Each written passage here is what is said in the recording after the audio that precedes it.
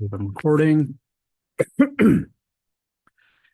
Yes. So pipelines, workflows.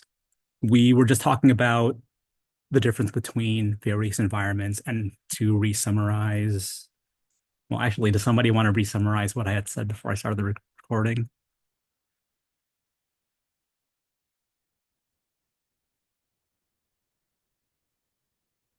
Lamar, you could take a stab at it.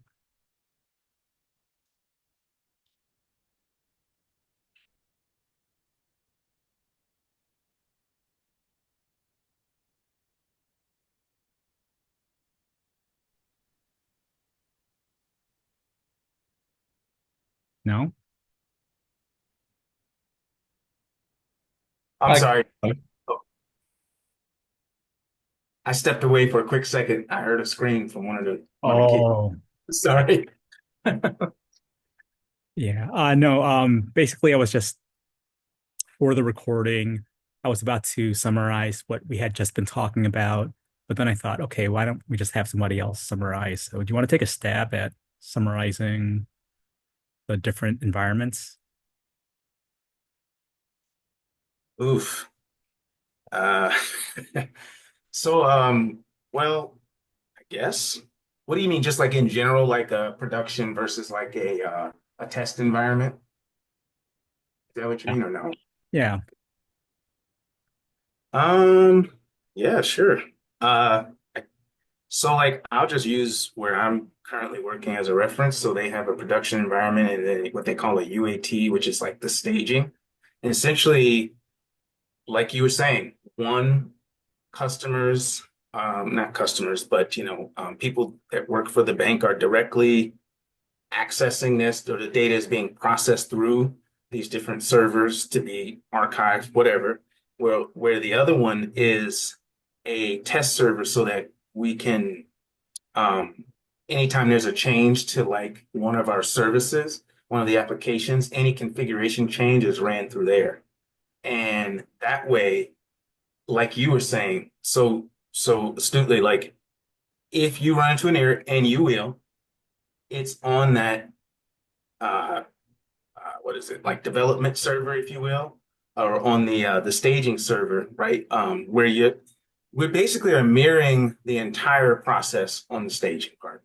And so we do all our tests there. And if that works, then we roll it out to production. But the environments are similar in the sense that they both exist on servers um, that are virtual servers, and the environments are set up the same, but one of them is actually configured to its, I don't know, like, does that make sense? Oh, yeah. No, it's all making sense. Yeah. Yeah. And I mean, am I making sense? Like, am I saying it the right way? I don't know. So, like, well, I kind of understand you. stumbling. But yeah, yeah, it seems like, but yeah, that's kind of what I understand. So, yeah. Okay. Yeah. And really, the key point I was trying to make is that there are reasons why we have these different environments.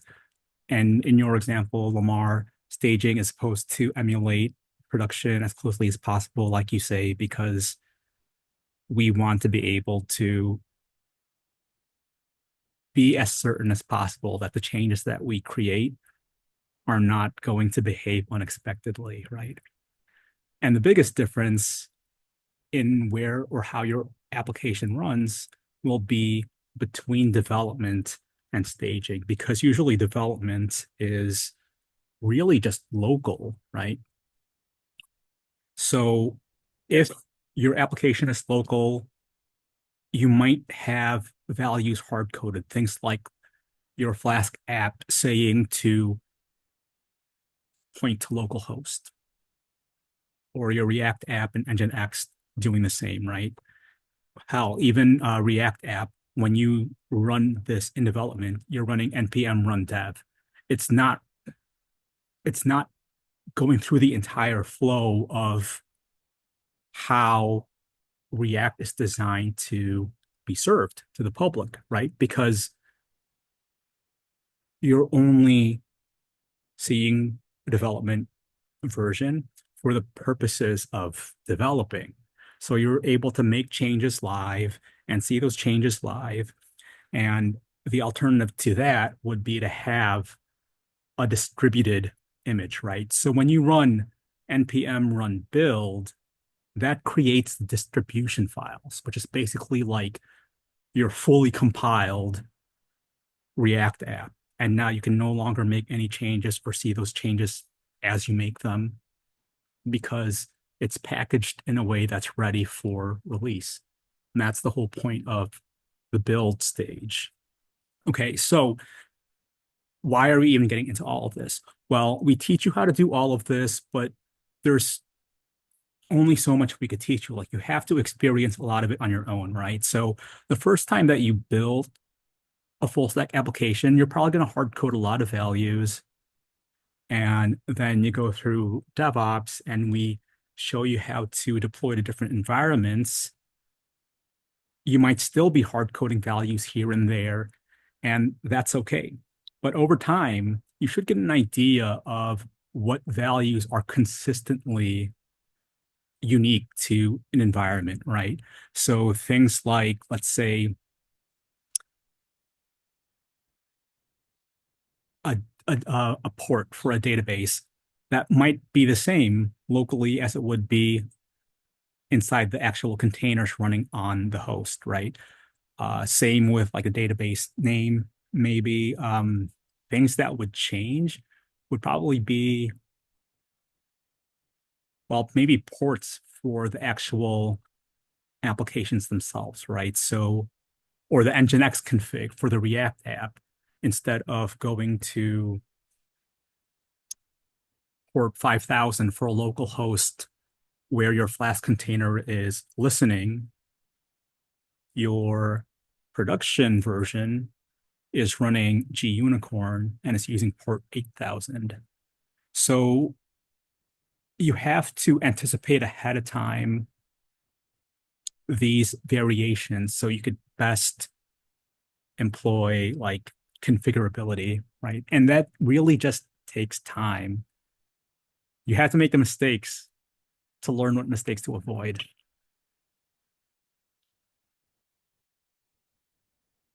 So here, right, we were talking about how we taught you to make a lot of different parts of a workflow, right? So you learn how to create resources in AWS from scratch, from the UI. Then you learn how to use Terraform to make those, to provision those resources, right? So things like a bucket or EC2s. And then you learn how to save state remotely as opposed to having it on your local machine. Again, the difference between running something in development where it's okay for state to be saved on your local machine versus staging or production where it does not make sense to have state on your local machine. Then we taught you Ansible, which is somewhat optional because there's more than one ways to do things, right? Like Ansible is great, it's convenient, it's awesome for manipulating a large range of hosts, running different playbooks, and producing consistent results. But for our purpose, we're not building dozens or hundreds of services and apps. We don't have that time or the resources.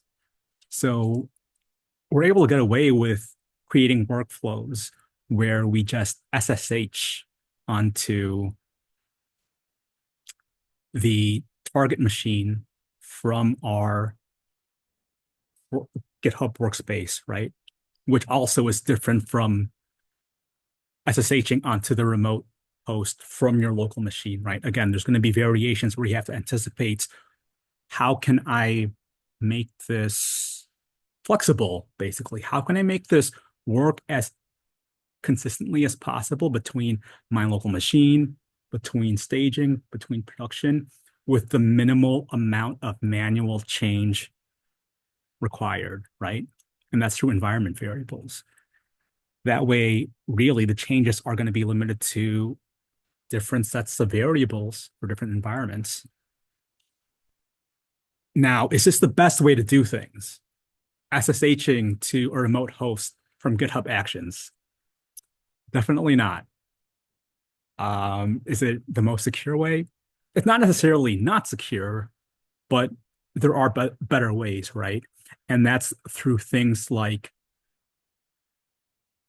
Kubernetes or even Elastic Kubernetes service, the services that cloud providers provide you to make things more secure, to make things easier, because now you have the added benefit of security groups and um, all sorts of configurations, right? Like you've learned so much about AWS, about VPCs, about networking, about all the different ways to add layers of security. And that becomes more and more important as your application scales up in scope, in use. Like you can't imagine Netflix, for example, right? Having a workflow where they SSH onto their production servers or even staging servers from a GitHub Actions workflow. It's just not practical. They're going to have very well-designed architecture to ensure the most reliable load balancing because they have, I don't know, millions of users. So that said, again, repeating to kind of like what I said at the start of today before the recording, um, we're following that same beat from the full stack curriculum where we teach you how to do everything the long way, the harder way, arguably, using just raw JavaScript and Python, and then we teach you how to do it with frameworks. Similarly, here we're teaching you how to build an infrastructure and deploy applications to it with just really raw materials. You could use what you've learned about Terraform to create resources even for like on-prem servers, right? So like maybe you'll create a resource for um, something like Cloudflare. If you're using Cloudflare to route the users, your clients, to your servers, you'll use GitHub Actions to deploy that infrastructure. But as the application and the use case scales up, you're going to need more robust offerings. And that's where cloud providers and platforms like Kubernetes really start to provide a lot of value. So for the upcoming assessment, we no longer have to worry about Terraform. GitHub Actions is going to play a somewhat smaller role. It's going to be a much simpler workflow, right? What was the exercise from Saturday? I don't remember the repo, but let's do a comparison.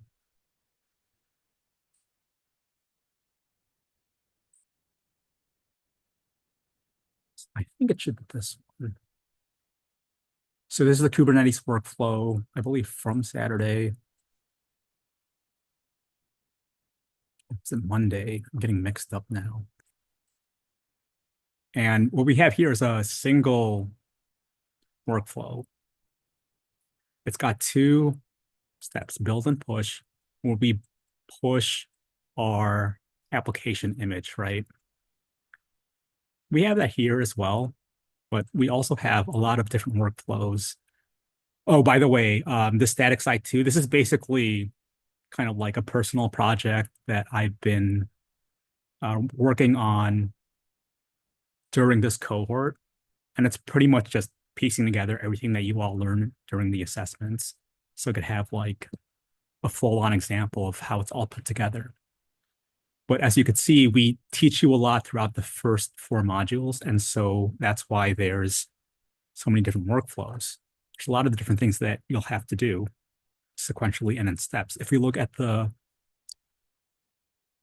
sequence of workflows here, what we're doing is we're first setting up remote backend so that we can consistently update state from from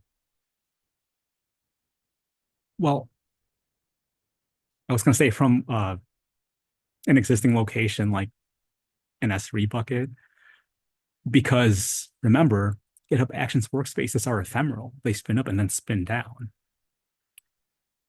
So we have to have a configuration where we import the resources that we want to manage, and we want to have conditional checks that will behave differently whether or not those resources exist, so that if they accidentally get deleted, they'll get created properly, right?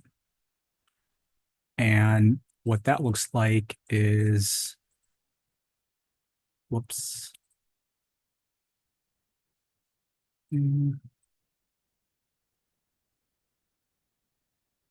Okay, back on apply, we are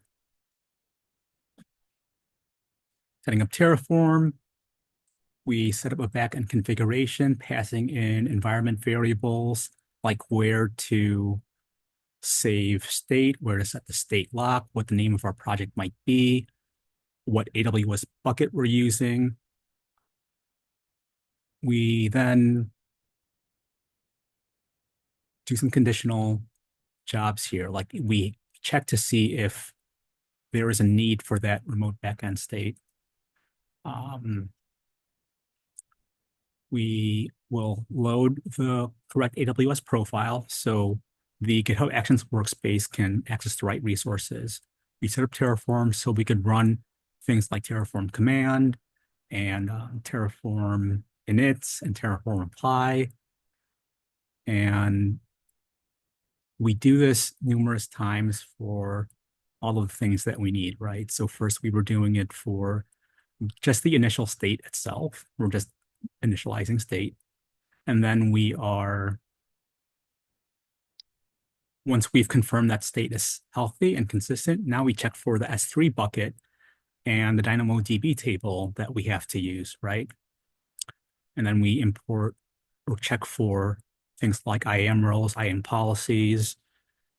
And if all of that looks good, then the apply won't have to make any changes, right? So that's what this first job is. Now, it repeats a lot of the same stuff for things like the EC2. And it had to be separated from the first part, because what if you have a condition where you don't have state at all? Then it's going to fail, right? So there's a lot of complexity along the way that you have to be aware of, that you have to consider. Deploy all itself is not just a single flow, it's actually multiple flows. If you look at that workflow, full pipeline is actually three different workflows run sequentially, right? So when we get to full deploy, it runs SSH GHA deploy, where we now load up all these environment variables so that we can easily run this both locally and on an EC2. We do the things that we have to do, like setting up an SSH agent, setting up AWS credentials, writing the SSH key to that remote location, installing Docker Compose so that we can do pulls, do builds, export environment variables so that we could pass them into Docker Compose. There's a lot, right? And then you compare this to what we're doing with Kubernetes. We have a single build and push job, and then a single EKS deploy job, right? Let's see. Was this shared? Did I share this with you guys?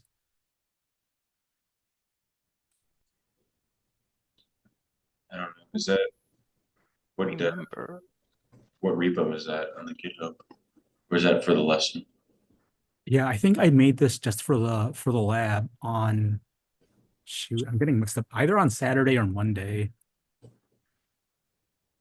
March 31st. Is that? Yeah, that would have been. Okay, so this must have been from Saturday, right? Or no, March 31st was Monday. Okay, so yeah, on Monday. Um, if we look at the lesson from Monday, what is there?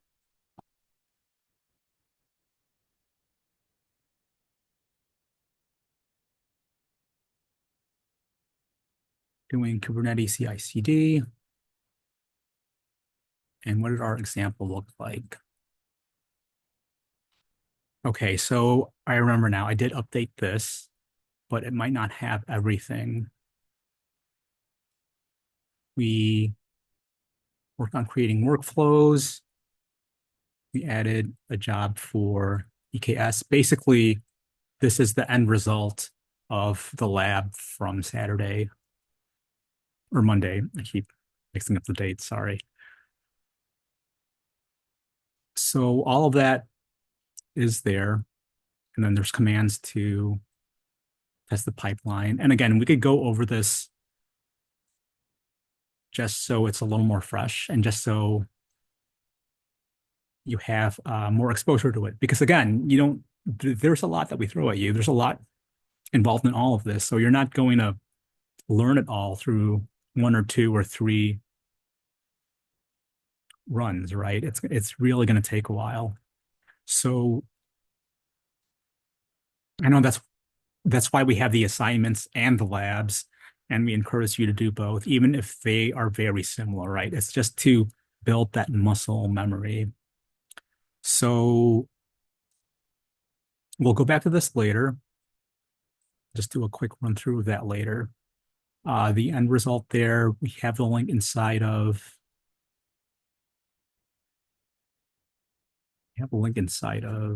the Slack channel. So I click on that link. I think it's still up. It should still be running.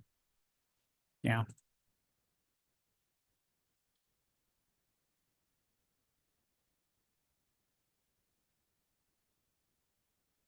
Let's see. Yeah, we'll go back to this later. Let's run through today's exercise. And today's exercise is actually fairly quick. What we're doing now is we're going to be creating an ingress. Basically, an ingress is a way to route traffic to your various services, right? So let's say in our example, we want to have a different service for like a dashboard and then a different service for like account management. So we can create different deployments and configurations for each one. And we just deploy them to the cluster. So let's run through that. And if you have your terminals open and a cluster ready, follow along with me. And actually, do you all have a cluster ready? Because troubleshooting kube control configs can be a pain in the ass.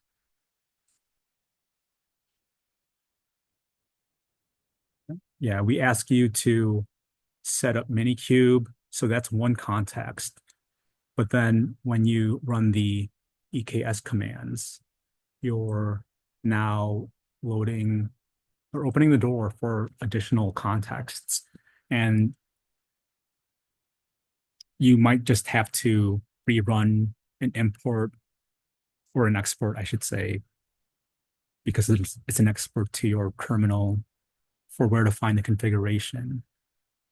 So if you all ready to go, then let's move forward, right? So today's exercise, um,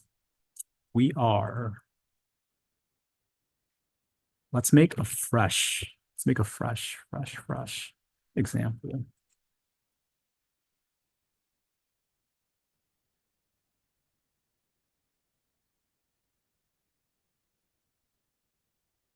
Okay.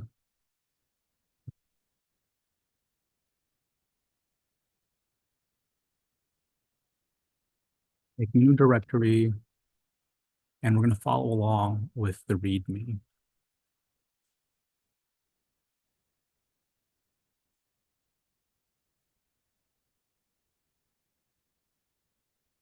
Okay. So again, in Ingress, it's a way to route traffic to various services. How it works is it defines rules that route the external traffic to specific services in the cluster. To handle that incoming traffic, a controller must be running in the cluster. We'll go back to that later, more on that later. So common use cases for an ingress, using a single load balancer, you could route traffic to multiple services using different URL paths.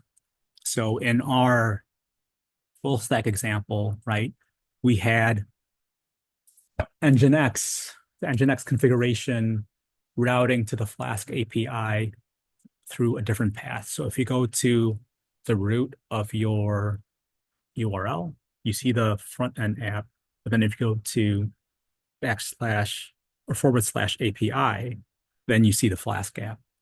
Similar thing here, we could use an ingress to route different services from different parts of your app to different URL paths. You can terminate SSL, TLS at the ingress level. So requests, it's just I guess, a very complicated way of saying you can send requests in between your different services. You can define routes. I mean, that's more or less the same as point one.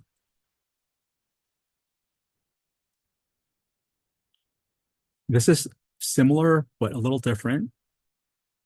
You could get creative with how you have those different routes, right? So like you would have different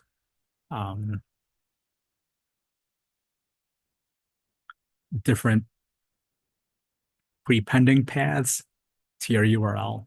So those are all things you could do with an ingress. Now let's run through what we're going to set up. We're going to create a deployment file. And this deployment file is going to use a very specific image, HTTP echo. It's just a very simple way of rendering this text. That's basically all that is. We're then going to configure a YAML file for our services, right? So those are two deployments for different services, and then we're going to apply them. Then we're going to go create services for deployments. So now we could actually access basically what runs on the host to handle and manage traffic. So we'll apply that, and then we create the ingress resource, which will point to the various services and map them to a path, right? So our checkout service will go to checkout, our shopping service will go to shopping, and that's about all we need. So let's go ahead and make our first file. I'm just going to make a single deployment file because there's no real difference either way. So I'm gonna add my deployment for my checkout app, and then I'm gonna add my deployment for my shopping deployment app. Let's go ahead and apply that. Control, let's not even apply that yet. Let's not do that yet. Let's make our service.yaml. And same thing, I'm gonna grab all of this boilerplate code. And we are going to just run through, review, looks good. And we are going to save. Oh, let's talk through. I'm gonna say let's talk through this real quick. Um, yeah, let's talk through it real quick. So the first part is pretty consistent, right? So we specify an API version. We then specify the kind of resource or entity we're creating, right? And basically, different entities can be accessed through the kube control command. So kube control get deployment or deployments plural will give you any resource that you created with the kind deployment. Same thing with service, pods, etc. Then you add some metadata. Metadata is generally only important to the application or the infrastructure itself. So Does this need to be, would you consider this the multi-stage because we're doing two things in one file? Do we need to do that or should we have two separate ones? it doesn't matter either way. Okay. So really the biggest difference is when you run like your apply and delete commands, if you have two different files, you'll have to point to both of them. If you Yeah. have one file, you can only point to one. Yeah. Okay. So, right. Yeah, and we then add some specifications to this deployment, right? When we say replicas, it's basically how many versions of this do we want? It's load balancing. How many cop versions of this deployment do we want up so that if one goes down, the other one is still accessible, right? So that's a replica. That's similar to how in the AWS portion, way at the beginning, you all were configuring load balancers and selecting how many EC2s might be created based on whatever conditions, right? Similar thing here, but a lot easier because you're just really configuring one line. Selector is going to be things like, well, app. This is how you have the different manifest files communicate with one another, right? So we'll use the checkout label to basically tie this to this because see how we're using that same selector. And then we add some specifications for the template itself, right? And that's specifying what containers we want running. For now, we only are going to have, again, this HashiCorp HTTP echo container running. And we do the same for shopping deployment. Now, ultimately, this is going to create 4 deployments.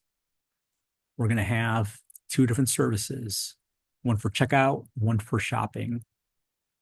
And then we're going to have that ingress, right? So ingress.yaml is going to be this guy here. It's an ingress. We give it some metadata again. And then we specify, right, this is very similar to like creating API routes in Flask. You're mapping a path for an endpoint to a particular behavior, right? In this case, the running of a service, as opposed to like in a Flask app, you're routing where requests go. Memorizing all of this syntax is not really, I don't think anyone, I don't think anyone practical would really consider the memorization of the syntax valuable. Utilize your resources. You'll always have documentation to check. You'll always have ChatGPT to provide you boilerplate, right? So definitely use those things. Think about ChatGPT as essentially being nothing more than like a hyper fast search engine, because you still have to have the underlying knowledge to be able to identify all of ChatGPT's hallucinations and mistakes. Eventually, your relationship with ChatGPT from an engineering or technical standpoint should be you're the senior engineer and ChatGPT is your underling that writes the code for you. And you do the reviews and you ask for all the changes, you run all the tests, etc. So we have our 3 YAML files. We are ready to run them. Now, you could run the commands manually inside of your terminal, or you could also make your life a little easier. Things like what we're going to do right now become really handy when you're developing something, because you might need to run these commands over and over and over again, right? So I'm going to make a shell script, a very simple shell script called apply, and we're just going to add the command that we want to call, right? Keep control, apply F, and then we point to service.yaml, ingress.yaml, and then deployment.yaml.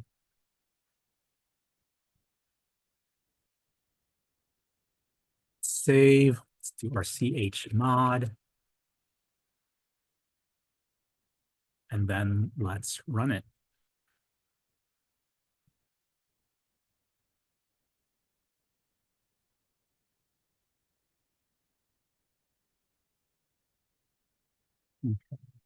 So all of these resources are created. This is your flow basically with creating Kubernetes resources manually the way that we're doing them right now, right? You're writing out your manifests, and then you're applying them, and then you're running your kube control commands to inspect them. So let's do a kube control get on our services. And this is going to let us know what services we've created so far within this context, within this cluster. And right now we have our checkout service. Is that what we're doing? Checkout? Yeah, checkout and shopping. We have these running. Notice the type. They are cluster IPs. So they are running on the cluster and do not have an external IP, as opposed to what we did a few days ago, where we utilized a load balancer to serve our 2048 app. And again, we'll go over that. We'll revisit that after this. So you all should be where I'm at right now. You have your resources created. You should be able to identify your services. Now that you've identified your services, you can do things like keep control describe on a specific service. So let's check out what the shopping service is doing. Whoops. You always have to specify what you're trying to describe, right? So what I'm trying to describe is a service that's called shopping service. And what does this tell me? This tells me that everything looks good. And if I want to test to make sure that this is good from like a user perspective, what can I do? Let's see. I have some notes here. This might not be the right file. Oh, yeah, let's do a port forward. So remember how I just said that there's no external IP? So how do you see it? How do you view it? We could do a kube control port forward service. What's this service called? Checkout dash service. And we'll point it to port 8080. This first part is kind of not super important. It's as long as you don't have as long as you're not using a port that's already in use, you're good to go. Why we start with 8080 as the default? Because 80 is the default port for HTTP connections. And having 8080 twice is just a simple way of not having to think about what number to use. So I'm going to port forward this to 8080. And once it's forwarded,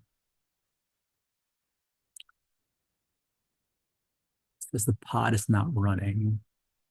Check out service. Okay, so before I can port forward this, I'm going to have to investigate why the pod isn't running. So kubectl get pods. Aha, something's wrong with my checkout. So kubectl describe on one of my checkouts.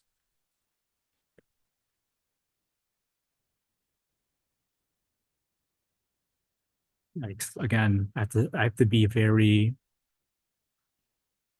explicit about what I'm trying to do here, right? So I'm trying to describe a pod that's named checkout deployment. And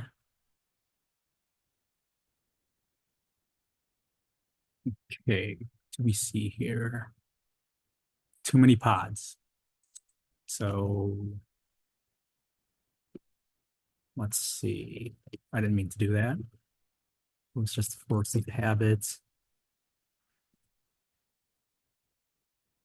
Now, what should I do? I should probably just delete something.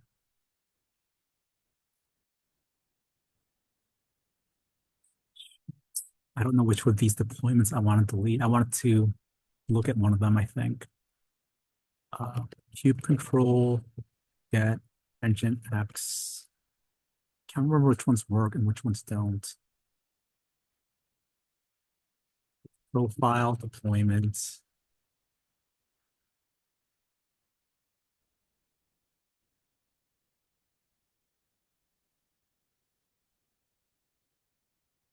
Yeah, let me see. I wonder if this will break everything, but let me just delete. I'm going to delete this specific deployment, and hopefully nothing bad's going to happen.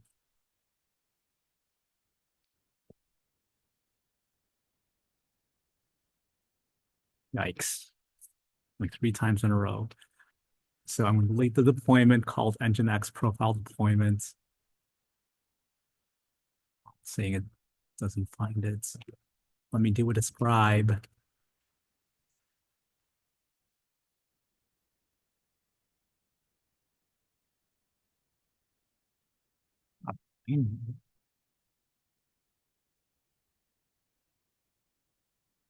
Five deployments.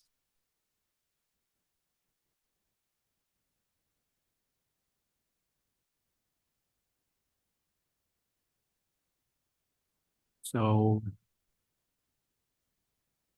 that's the actual name. So let me see if I could run my delete on this.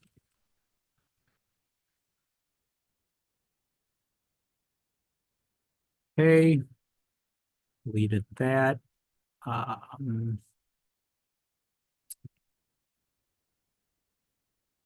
wonder if that's freed up enough pods. Shoot, they're still not ready. Might as well just delete this other one then as well.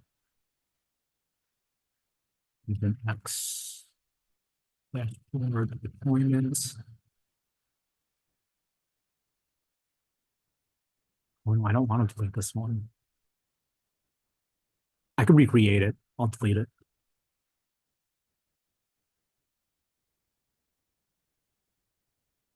We'll get deployments again. Nice. Checkout deployment is now up. So I think I port forwarded for, or I tried port forwarding for shopping. It failed. So I'll just do it for checkout, right? I'm going to go to my port forward command, change this. Well, I guess it was the checkout service. Okay. I'm gonna leave it as is. I'm gonna hit enter, and it's confirmed that we are now forwarding. We are basically mapping from our local machines, port 8080 to 5678. Port 5678 is what we used when we created this deployment file.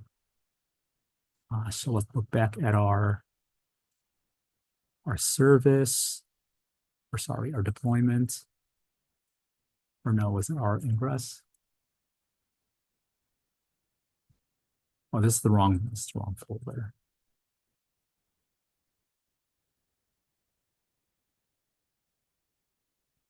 Right, inside of our deployment, we had set a container port, and that's why we are mapping to that. Okay, so now if I go to my browser, I go to localhost, and I go to port 8080, we see the checkout service. And again, that's all this is doing, right? It's just running some text to be rendered, and we have confirmed that it works. Our pod is healthy, the service is healthy.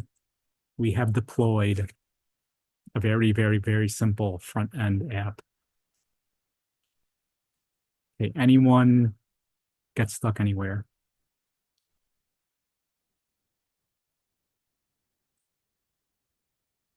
I don't think so. Okay, cool. All right, so let's see. Close that, so that's no longer going. Let's see if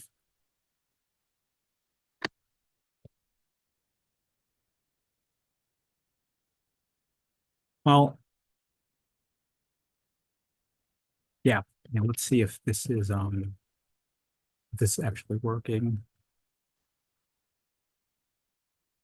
So we're supposed to be learning about ingresses, and we saw how we were able to configure an ingress, except port forwarding really isn't the best example still of seeing how the ingress is working, right? So let's see, what's a better way of doing this? Keep control. Get services.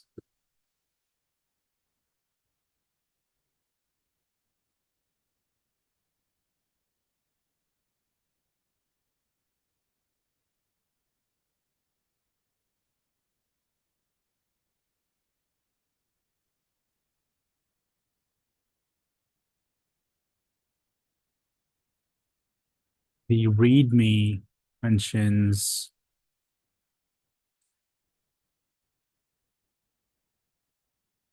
curling a request to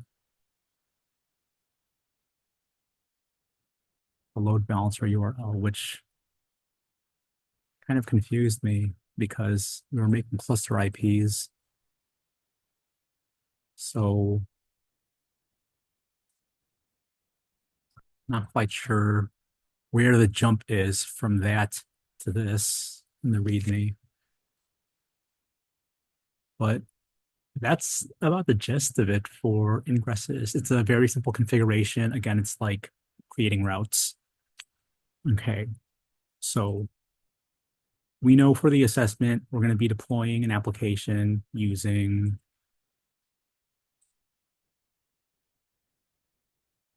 Kubernetes and GitHub Actions workflow. So assessment.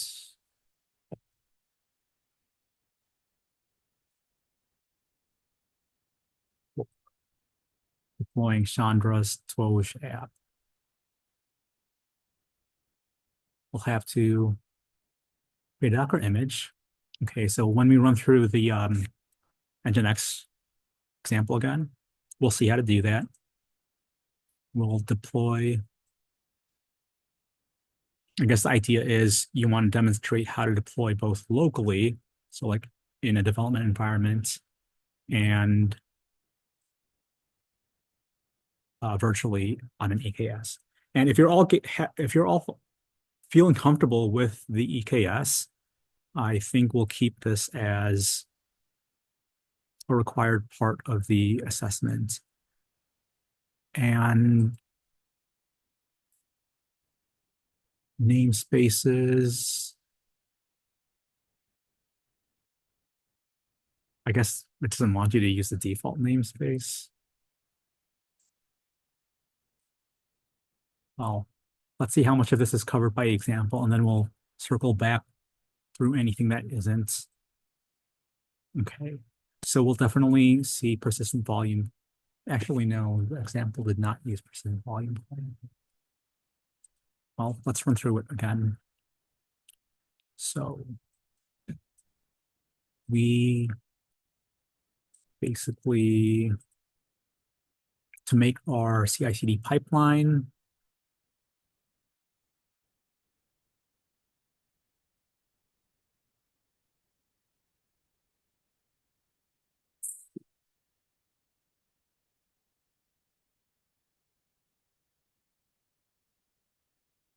here's starting to lag.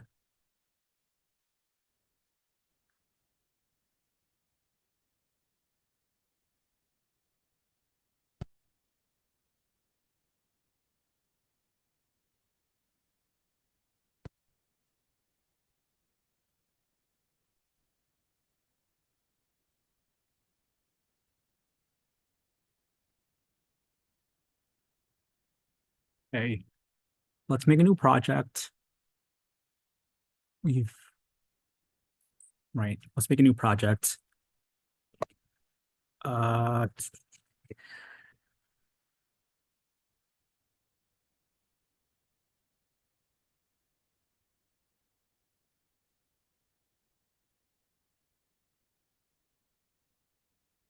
I'm on 5 now. And we'll do everything from scratch. So that includes creating the repo even, right? So let's start by doing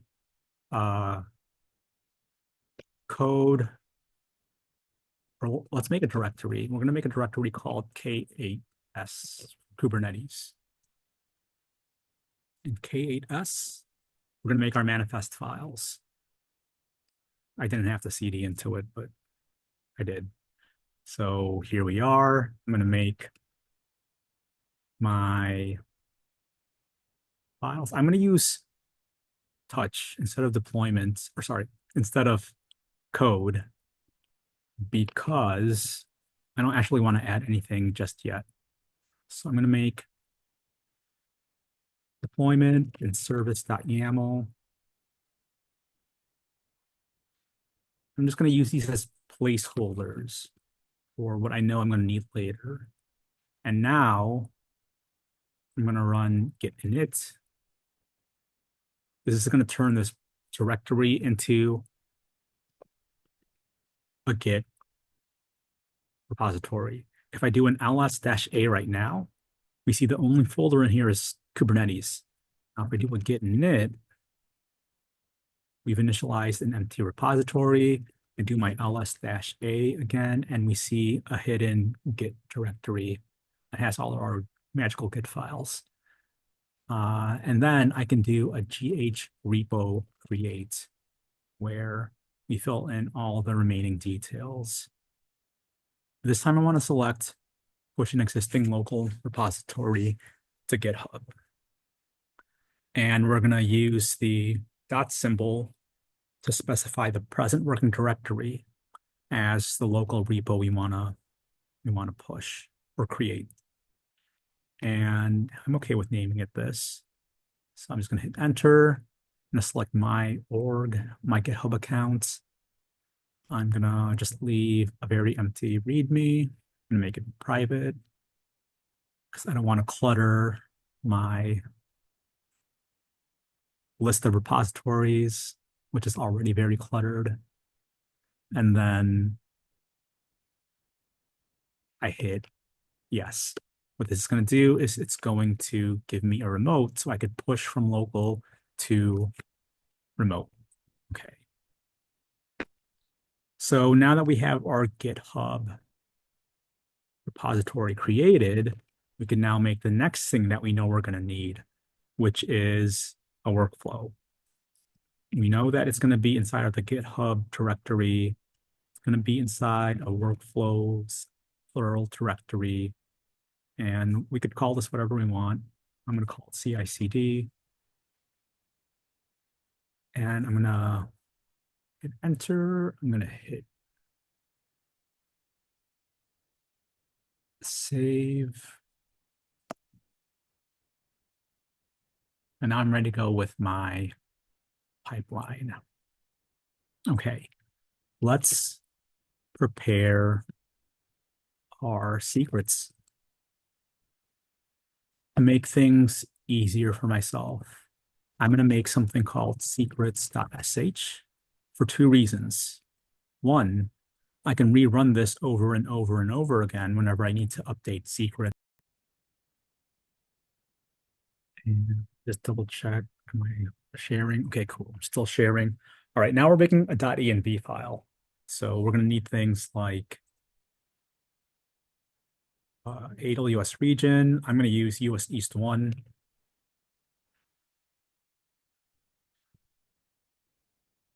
And things like, oh, right, I was saying before Zoom crashed, you have the option of using either Docker Hub or GitHub Container Registry. I prefer Container Registry.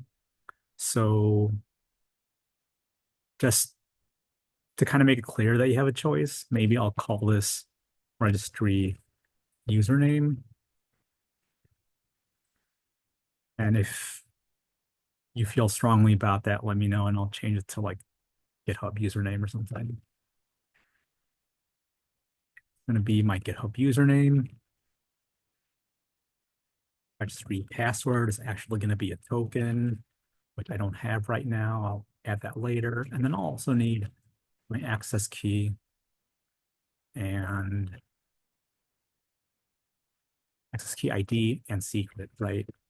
So let's add all of those things.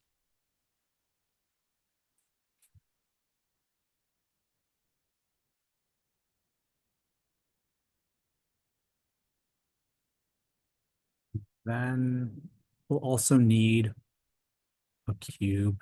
Let's not add the cube config to this, actually. Okay. So what our shell script is going to do is it's going to run things like. Julius, I missed what you had in your .in. Oh, there you go. Now let me keep that up open, actually. Okay. So back in my secrets.sh, we're going to do gh repo secret set. Kind of want to double check my example from the other day now.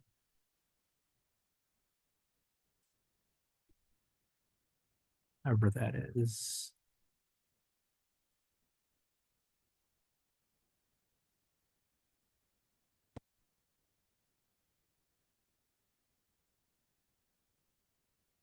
Close that too, whoops. And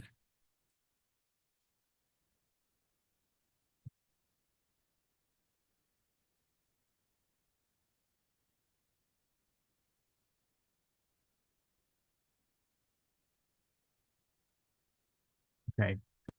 Yes, I'm going to do gh secret set. I knew something was wrong. -f. And it's just going to be this environment file, right? So I'll just be .env. If you have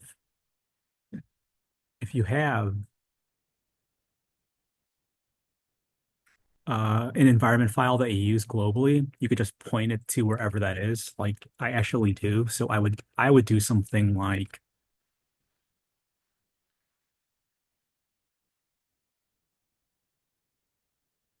home .ssh and then like my default .vars .env. And actually, it would be a good idea to separate variables Um, this will come handy when you're troubleshooting, right? Because sometimes when you're troubleshooting in GitHub Actions workflow, you might want to see to confirm that the right value is being passed in, right? You'll be able to see variables, but secrets will always be masked. So that might make things a little harder. So anything that doesn't need to be masked, anything that's not sensitive, might as well just save it as a variable and not a secret. Okay, so I'm going to do the same for my default secrets, env. And then I'm going to have to comment this out because I don't want that to overwrite the others. And then we do a gh secret set kube config. And this is going to be the kube config that you used when you made your cluster. You used this configuration so that within the GitHub Actions workspace, GitHub Actions will be able to access this cluster. So this is why we're passing in our AWS creds, and this is why we pass in our kube config. Okay. That should be all I need for now. Drag that over here as it's finished.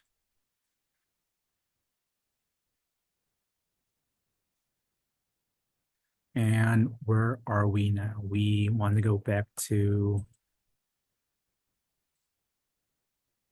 shoot, did I?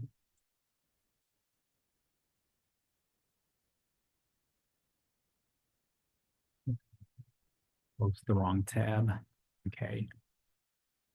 So we've made our repo, we've made our secrets, we've added the kube config. Let's not forget to do the chmod on secrets. Always do this on shell scripts. Also want to make sure we don't have typos. And we're ready to make our deployment. So let's go back to our deployment file.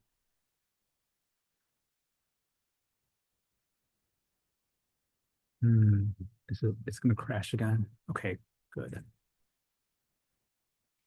Deployment.yaml.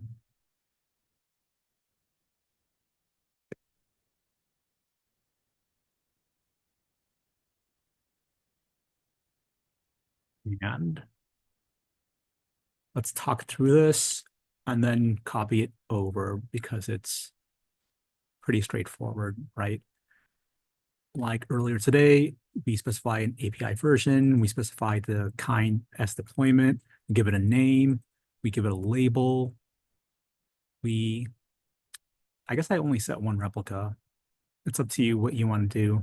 Two is probably a good default. And anything else you want to change, go ahead and change it, but be consistent, right? So if you're going to rename your thing to something else, then make sure it lines up everywhere else. Now here, this container, earlier, remember how we used echo or HashiCorp-echo? It's the same thing as you do when you're creating a Dockerfile, right? You specify where you want to grab an image from. And if you don't specify a path, it's just going to pull from like the default Docker Hub repository or registry, whatever you want to call it. But if you want to pull your own image, then you pass in your registry username, your project name. If you're using Docker Hub, leave this out. If you're going to use GitHub Container Registry, add it. Right, so that's going to be what you need to specify where to grab the image from. Let's add that. Let's save. Oh, right, we have to change this. This would be where we would put in environment variables. Actually, for now, let's just leave it as hard-coded values. Let's not overcomplicate things yet. I'm going to call this whatever I called it, cube April 3rd -5. And then I'll make a service.yaml if I haven't already. Okay, in my service.yaml, I'm going to add this. I'm going to match with what we have in the deployment using our selector, and we're going to give our service a unique name. And we're going to select load balancer, which is different from the cluster IP that we saw earlier, right? So this will let Amazon, AWS basically know to give your service or put your service onto a load balancer so that it could be accessible from a public URL. So that is our specification for our service, and we are good to go. Close those out. Next, we set up the workflow.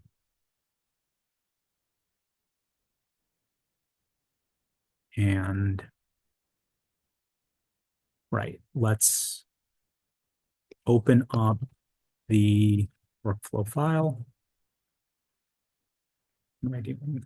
Code.github workflows CICD.yaml.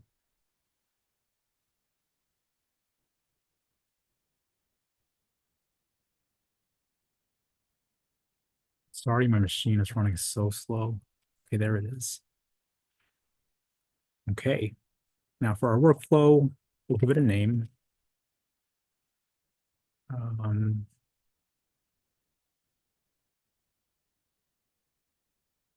Fine.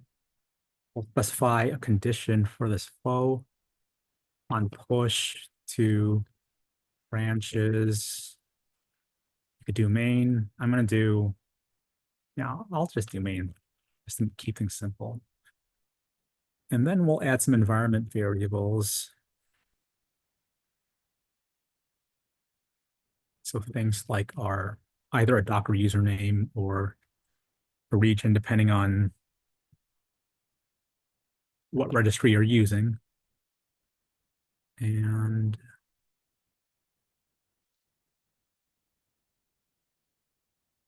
I'm going to peek at my example from before so I could just make sure I have all of the right secrets. Okay. Let's also fix our indentation because that wasn't right. Okay, so I am missing some. I also needed some variables. Wait, no, what am I saying? It's this that I'm missing. Okay, so I'm gonna change this stuff to registry because that's what I set inside of my env file. So I'm also gonna make sure I spelled it right. And I should be good to go with this part. Oh, no, I'm not. I have not been using the class cluster. I've been using my own cluster.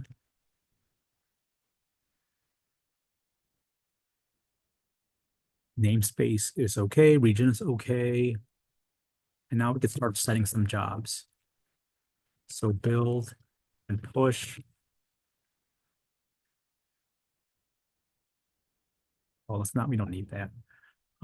Runs on Ubuntu latest. We'll add some steps now, and it's going to include checking out the registry, which is pretty standard for repository, I should say.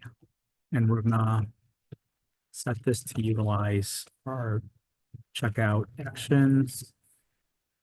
V2 should be fine. I think they're on a much later version now, but this will suffice. And then we want to set up Docker so that we could do Docker stuff. So this is going to use Docker setup build X action v1. Then we are going to sign into our registry.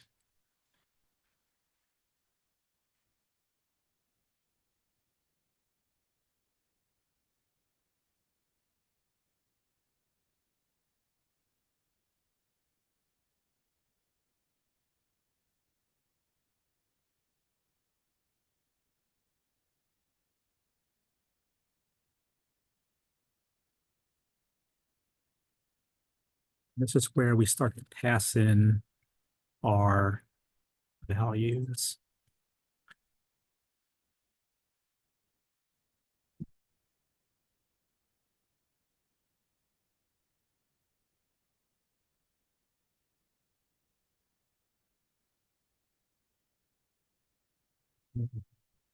And let's review what's happening here real quick. Let's take a moment to review what's happening here real quick.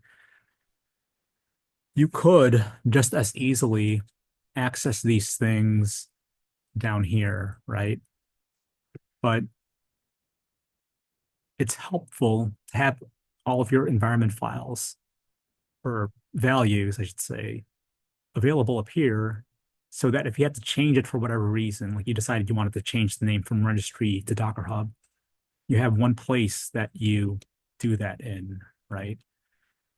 I could just change this to Docker Hub if I decide I want to use Docker, and I can leave my secret inside of GitHub Actions as registry username. So my key point here is env dot references the environment variables that you're setting. And these variables are grabbing from your variables and secrets. Like if I replace this with vars dot AWS region, then I'll be able to change that region by changing my variable. Okay, so that's our sign-in step. And now we build and push the Docker image. Then we're going to be using the Docker build push action. And we are going to pass in some additional details. And things like context should look familiar. It's similar to what we provide inside of a Docker Compose, right? So that's going to point to the Docker Compose file, the Docker file, and we're going to pass in, or we're going to tag it, right? So you could hard code this here if you want, or you can use variables. So for example, I would use my registry username and then my project name. Or actually, this is a really cool thing. If you are okay with your image being named after your project, your repository, which if you're like me, then you actually prefer because it creates consistency. You could just call GitHub event repository name to automatically name your image after your repo. It's so hard to fix typos when it's so slow. Repository. Okay, cool. And again, version, latest. Latest is just more convenient than arbitrarily coming up with a bunch of version numbers and then forgetting which one you're on. Okay, so that's it for the build and push. The idea here is we're going to be able to deploy our app and, well, and build and push the image for that app from the same workflow. So let's pause on the workflow here. Let's save and let's actually create our app, right? So there's two ways of doing this. We're going to grab that 2048 project. That should be,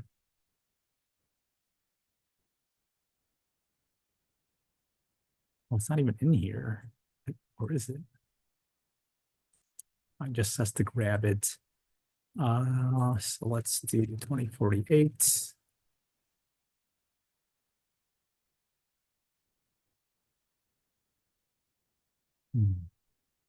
I want to search the org, not the repo.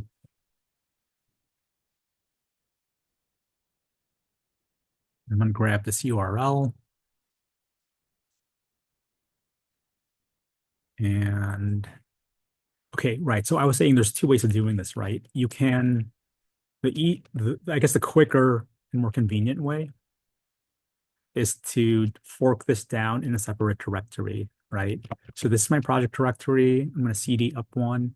I'm going to git clone this 2048 repo. And then I would move all of the files I need. So if I do an ls on this directory, whenever it unfreezes,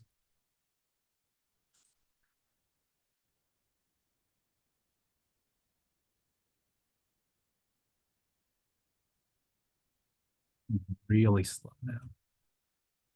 Let me close out some other windows.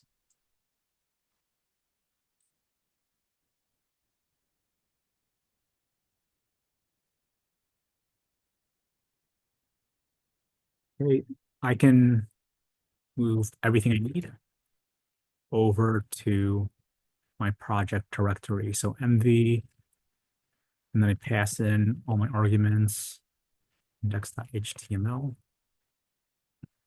JS, readme.mv, style. I'm going to pass that into whatever I need my project. Cube, April 3rd, 5. And I'm going to pass it to a specific directory. 2048 would be an okay name for that.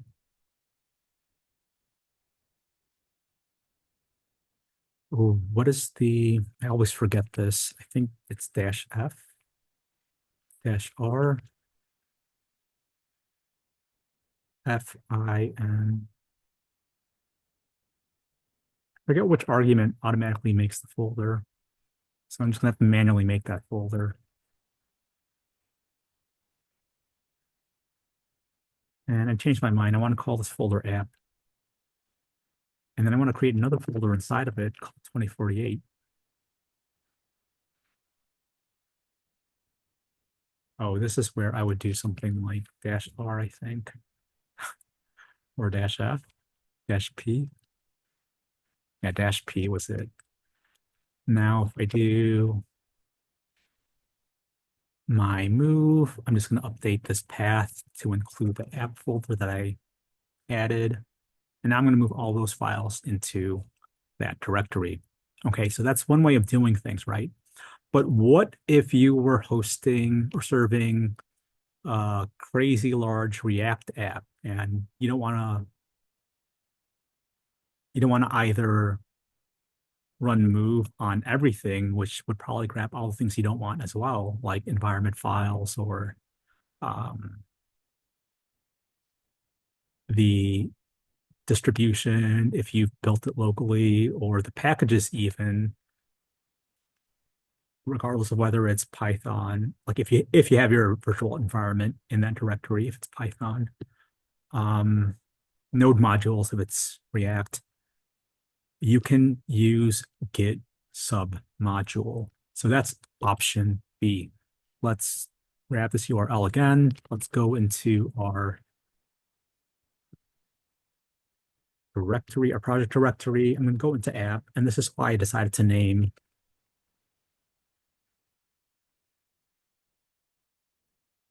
that's wild.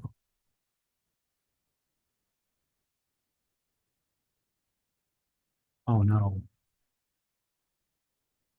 Is that what it did? Why am I not seeing this? Oh, because I forgot to add the no. Why am I seeing this? Cube, April 3rd. Was there a typo? Okay, of course there was a typo. I was missing a dash. Oh wait, no, I'm tripping here. CD, cube, April 3rd, no dash. Okay, so yes, got to move this up one directory. I'm going to move app to the right folder, cube dash APR 3-5. Okay, now we're back on track. Whoops. Now we're back on track. And let's go to the app, right? Because I was going to show how you could do this the other way, option 2. So let's say you have a big repo. You don't want to manually move things because that also creates room for error, aside from being very slow and manual. We could do a git clone in this directory, and it's going to complain. Why did it not complain? It should have complained. Is it because I haven't committed yet? Okay. I'm gonna shoot. It also copied everything into that directory. I'm just gonna delete this real quick. I'm gonna go up, I'm gonna add everything.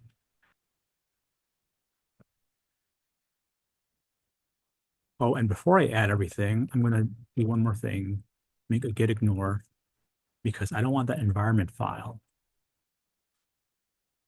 to be pushed to the repo.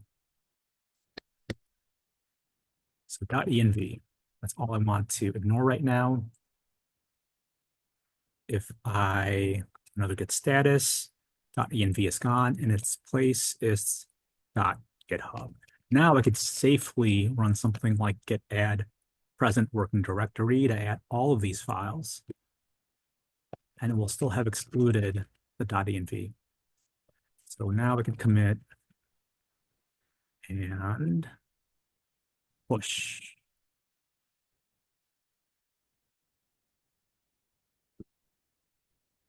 Oh, this might trigger the workflow. I'll probably trigger the workflow, and it's probably going to fail, but that's okay. All right, right. So now that we've pushed our project, let's go back to the app and let's git clone our project.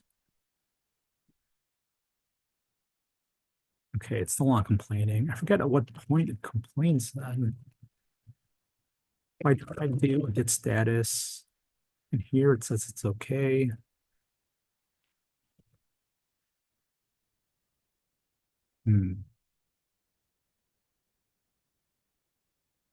Maybe it's when I add it.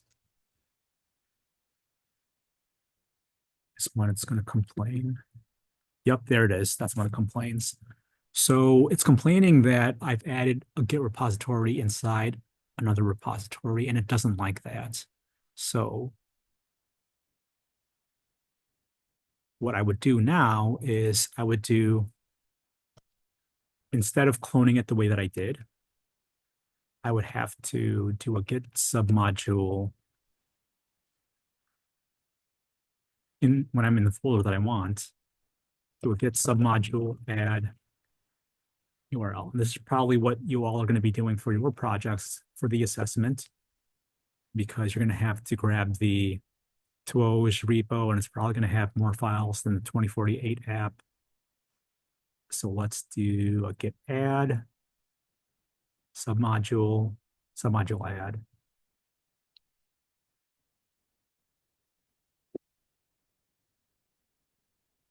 And let's hope that it's not.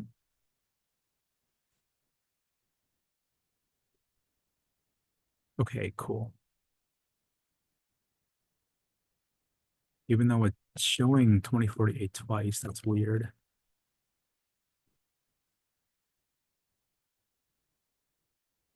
Did I?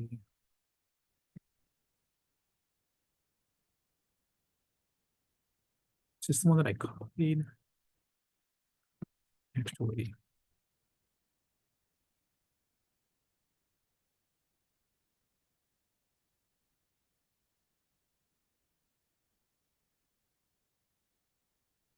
so this is the submodule. I accidentally put it in the wrong directory. So I'm gonna go back to app, rmrf, this 2048. After I delete this, and then I'm gonna move 2048 into the directory I want. Okay, my submodule should now be configured correctly. Whenever I add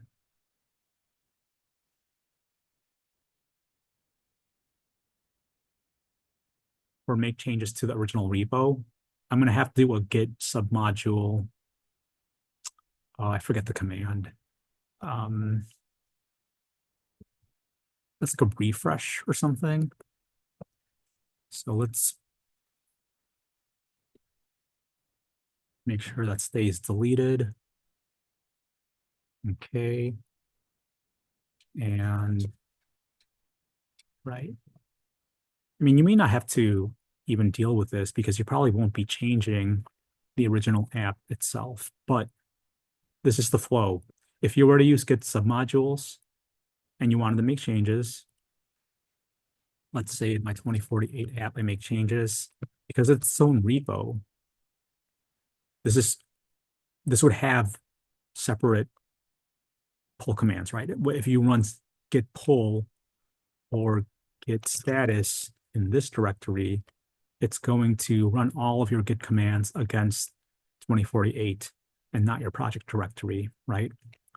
So let's say you had to make some changes. So let's see. Hello world.txt. And I look at status. Now there's hello world.txt. What's my commit? I want to check out to a different branch. I don't want to accidentally push that to main. So I'm going to make a new branch called demo, origin demo. Oh, I forgot to commit. Commit.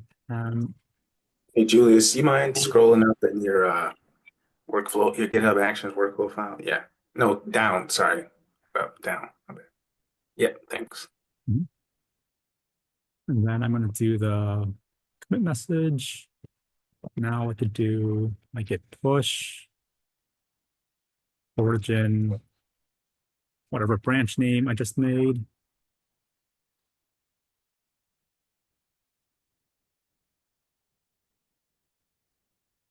Demo. Yes, git push origin demo. Now that I've changed this repo, if I do a git status in the parent directory, it lets me know that 2048 has new commits. So first, I would add my submodule. I would add the changes to that submodule. I want to git status, should be good. But I also want to do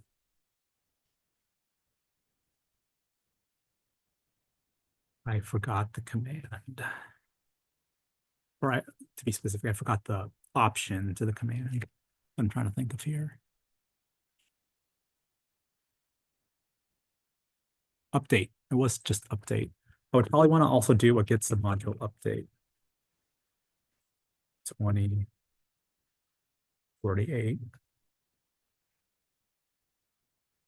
Okay, now it should be good. When I deploy this parent project, it's going to trigger the workflow. It's going to push this image, which means we're only missing one thing now, and that's going to be the Dockerfile. Okay. Now,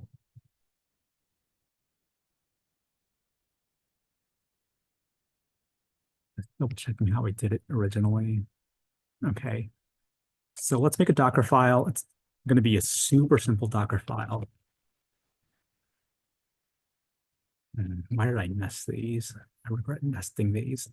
I'm going to make it at the root of my project directory. So code, Dockerfile. And we only need two things. We need to specify Nginx. So from Nginx, I'm going to use version 1.16. I'm going to copy everything from my app 2048 directory to the default path for Nginx, which is going to be user share Nginx HTML. So let's add that now. I'm going to save. I'm going to move it here. It's just looking really ugly.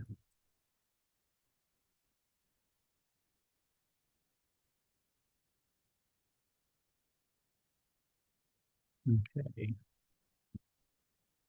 I've got my Dockerfile. I've got my environment variables loaded. I can do this, I think, to list my secrets, just to confirm that they loaded properly. Okay, so they did not load because I don't think we actually ran that shell script, right? So let's run that shell script. So secrets.sh. I gotta make sure I'm being specific about what I'm doing here. For context, we're using the period symbol to source this script. It's basically loading this script into the terminal environment, and it's going to run it. Another way of doing this is to explicitly spell out bin bash, right? If that's like the shell that you're using.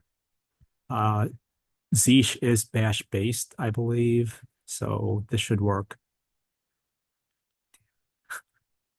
Of course it doesn't. This works on my work laptop. My configuration might be very different here. Well,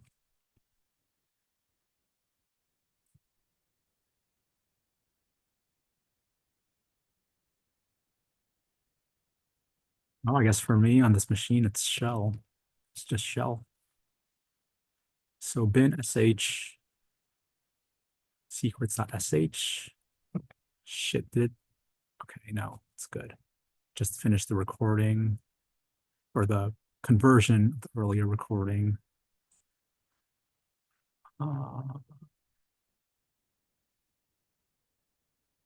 Yikes, I'm like striking out here. Why is it not letting me do any of that?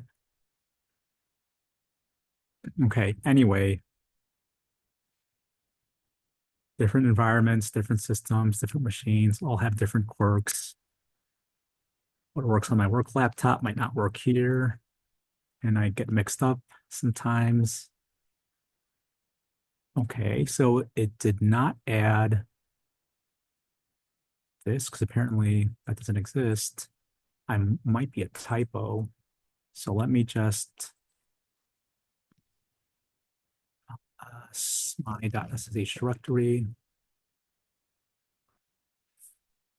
default. Maybe I never made this file. Maybe I called it something else. Or maybe it's in a different location. Whatever the case, I guess I will have to add my secrets another way. Or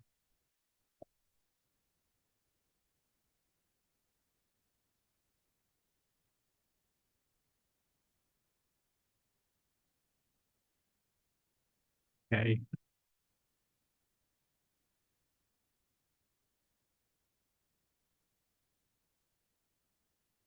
our secrets shell. It's just going to be a change for me. And let me open up my other VS Code environments. I'm actually using the right path this time instead of just guessing.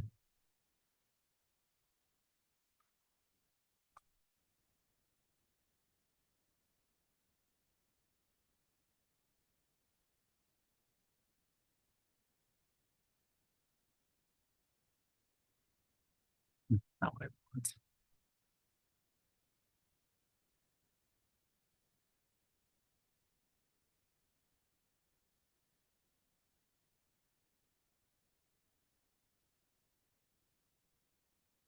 Wow, where is it? Oh, there it is. Okay, sorry about that. It was actually already open. Uh, so what I'm looking for right now is where I'm actually storing my secrets. Sorry for this brief interruption. Is this what I want? Oh, I never finished this.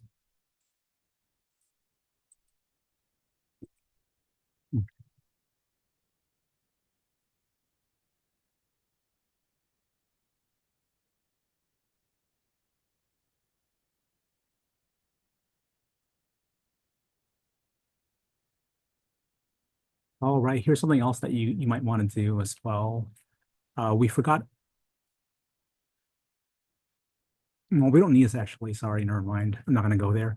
I was about to say something about the SSH keys, but that's actually not relevant to this.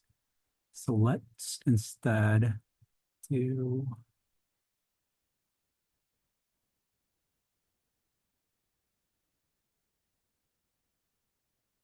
taking so long to find this. Okay, there we go. I am going to change my secret to use this path. My GitHub environment variables. Probably also want AWS access. So GH variable set.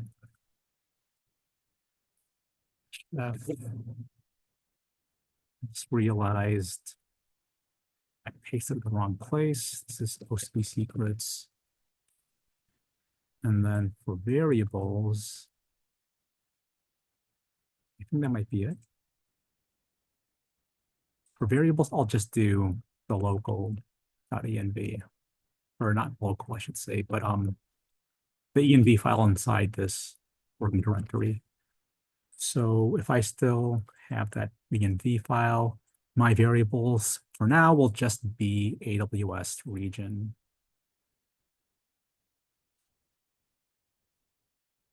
So now I can actually want to comment that out so it's still visible, just in case anyone needs to reference it.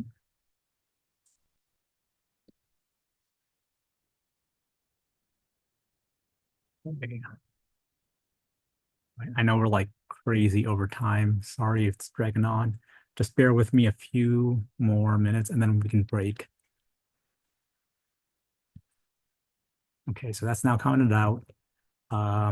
Let's do our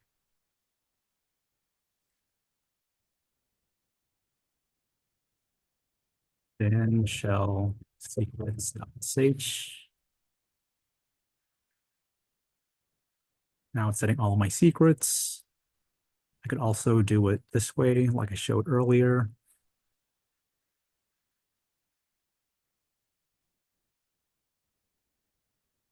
And now I have like this convenient script for just re-adding things. Whenever I update my env file, I just rerun this. Plus, I have something to reference to see exactly what secrets are stored in this repo. Oh, oh, whoops. I forgot to change this. But that's okay. Now I can just rerun it. It'll set the variable instead of the secret. And we can move on to the final part of the flow, which is actually deploying the Kubernetes stuff, right? So let's real quick add everything since it's commit. Add.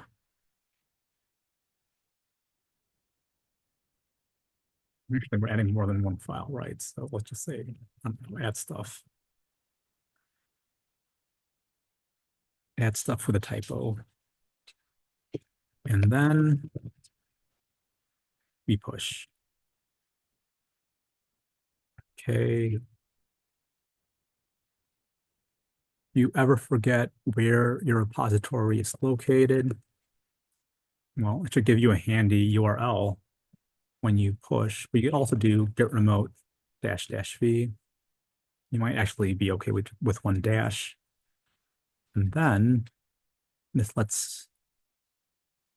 takes me to my repo, which tells me that my deployment failed. Okay, so username and password required.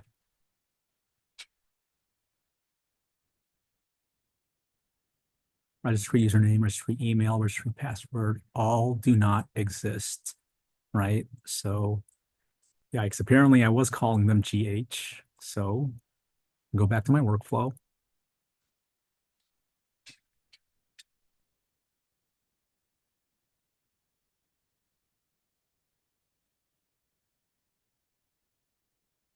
And let's just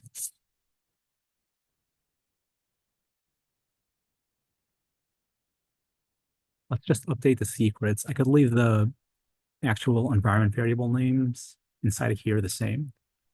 So GH user email.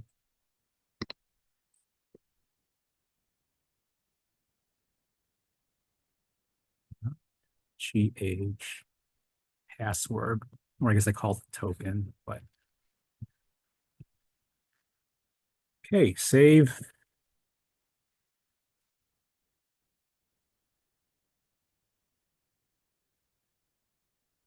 What am I doing? Git add.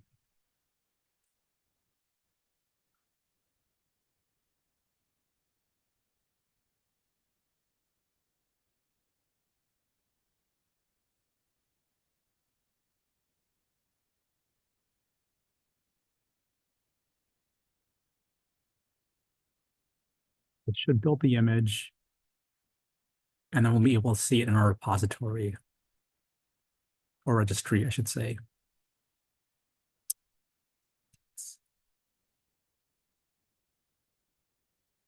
Um, I forget the log into GH registry, registry not a variable. It's probably not a variable. GH. Okay, so I have not made that a variable. I'm just going to hard code it for now. Okay. Which means I'm going to have to replace it down there too. So instead of hard coding it here, I'm going to hard code it up here.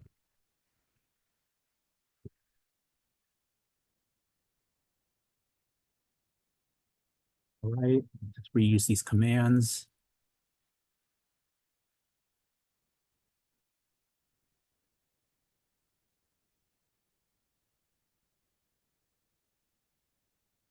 It could also be handy in a situation like this to create a shell script that runs all of your GH commands sequentially and just like lets you pass in a commit message or something. Okay, we are now making some progress. our job has succeeded. If we go over to our image repository, we now have our image pushed. And it would be the same if you were to go to Docker Hub, you'd see your image. Okay, so the last part is really just the second half of this workflow.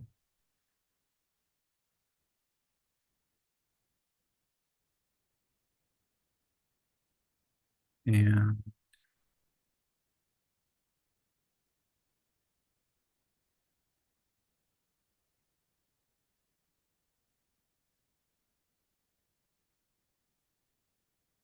okay,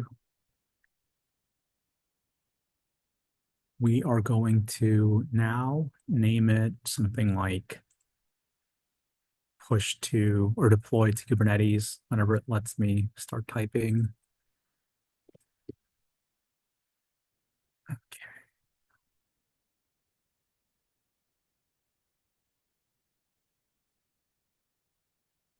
Oh, this is the wrong file. Sorry, guys. It's the complete file. Yep, this is today's. So we add our second job. We line it up with the first. It's going to be called EKS Deploy. It's going to, again, run on Ubuntu.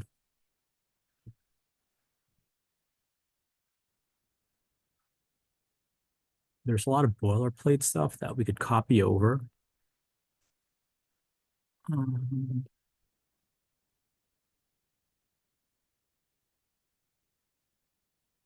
It's not as much as I thought. Right, that lines up. We now need to configure our AWS credentials, and we could use an official action for that as well. So configure AWS credentials.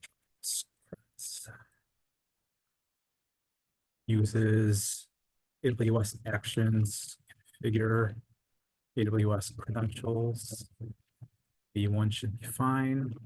And we'll pass in our AWS creds. So AWS access key ID, which will be m.aws access key ID. And then we'll just need two more things. We'll need the secret access key. And that's AWS secret access key and AWS region.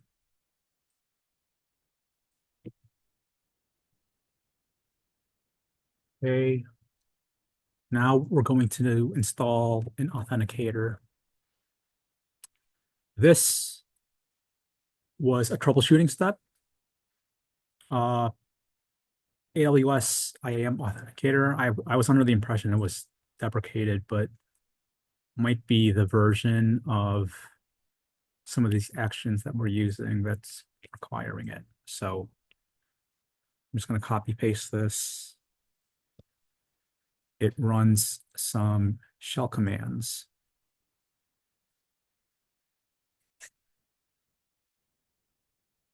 We use pipe for a multi-line command. It's going to make a request using curl to this URL from Amazon EKS. It's going to retrieve this. It's going to modify permissions. It's going to make a location for it. And then it's going to add it to our path. Okay, so that should be good. And then we can deploy to EKS using more shell. And this is where we finally start to see something familiar and relevant to kube control, right? The kube control apply command. So remember how we put everything inside of a Kubernetes directory? This saves us from having to pass in all of those file names. And Right now we do only have 2 files in there, but let's say for the assessment, you'll probably have more. So I'm going to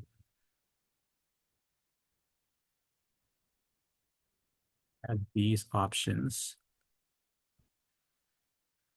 I'm setting validate to false because I don't want the workspace to hang by waiting for a prompt, right? So we're going to skip validation.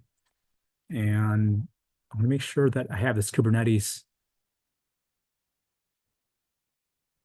variable set somewhere. Where is that coming from?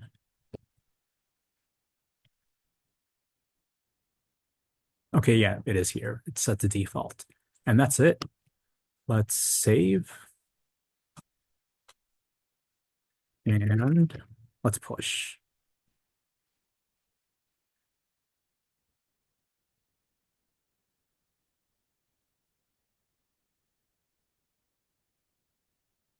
Hopefully everything will work with no errors or failures so we can all break.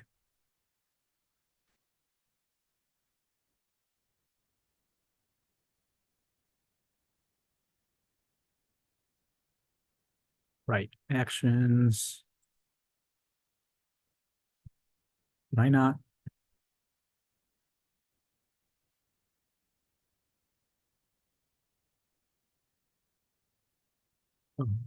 Oh, I forgot to commit. Whoops. Git commit add second job to workflow. Repush.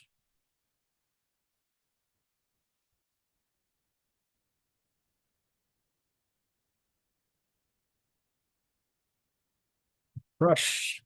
And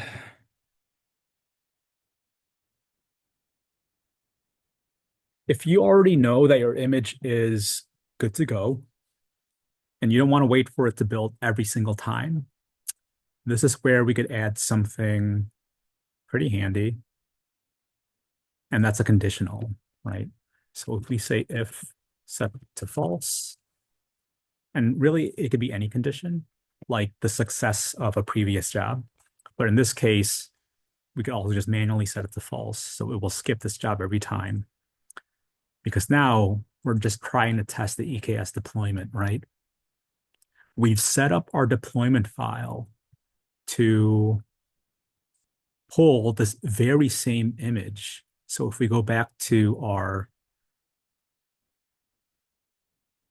Kubernetes, our deployments, this, as long as this matches where we're pushing to, we should be good to go. Okay, it's being a little slow.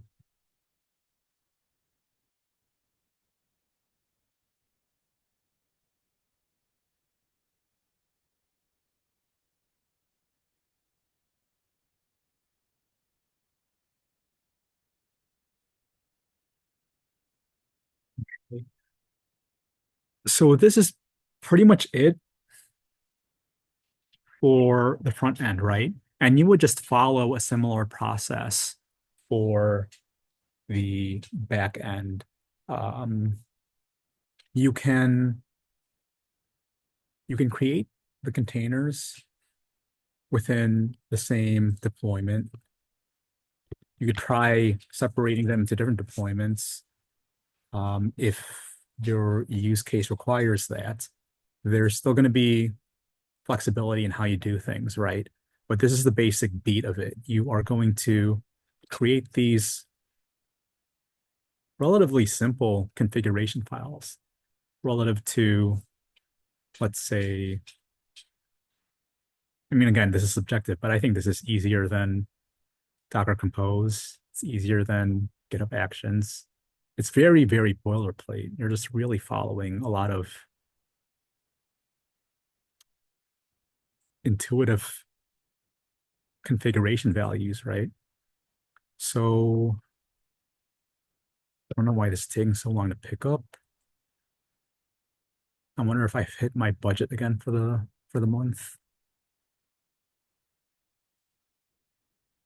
Oh no, it's just my computer. I don't know, my computer might just be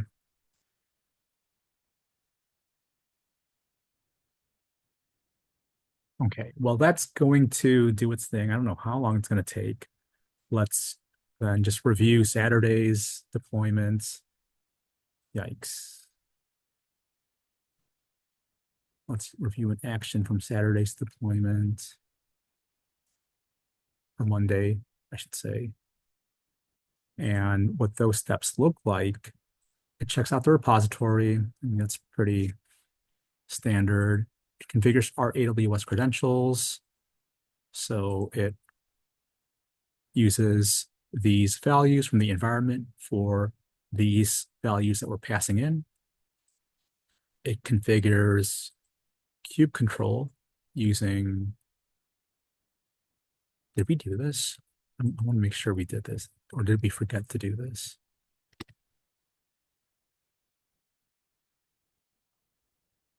Yeah, I think we skipped. Yeah, we skipped this. My bad. Um,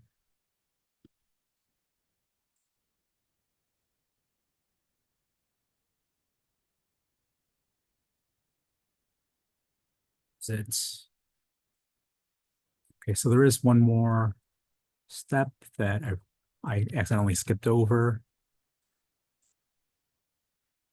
I wonder if this is why it's hanging. We did not set a context, so it's trying to run an EKS command on something that it can't find. So let's toss it in between here. Once we've configured our AWS creds, we're also going to want to configure our kube config, right? That's why we set this in the first place, right? We had a kube config variable where we passed in our configuration, our cluster configuration. So we need a step that